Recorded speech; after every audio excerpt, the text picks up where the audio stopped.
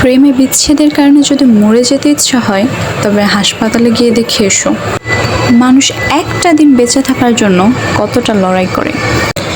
মেয়ে না হয়ে ছেলে হলে ভালো হতো, কিংবা ছেলে না হয়ে মেয়ে হলে ভালো হতো যদি মনে হয়, তবে আমাদের সমাজের তৃতীয় লিঙ্গের মানুষের দিকে তাকাও, যারা নিজেদের পরিবারের থেকে বিতাড়িত হয়েও জীবন চালিয়ে যাচ্ছে সমাজের সাথে তাল মিলিয়ে।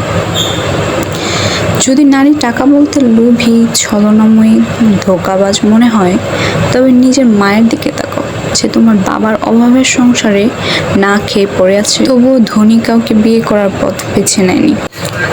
যদি পুরুষ বলতে দেহলোভী, মেয়েবাজ মনে হয়, তবে নিজের বাবার দিকে তাকাও, যার ছোঁয়ায় নেই কোনো লালসা, আছে শুধু মায়া, মমতা, স্নেহ, যে তার মেয়ের সবচেয়ে নিরাপদ আশ্রয়স্থল। আর নিজের মধ্যে যদি কখনো অহংকার এসে পড়ে, তবে কোনো কবরস্থানে ঘুরে এসো, যেখানে তোমার চেয়ে বড় জ্ঞানী, সুন্দরী এবং সফল ব্যক্তিরা মাটির নিচে শুয়ে আছে।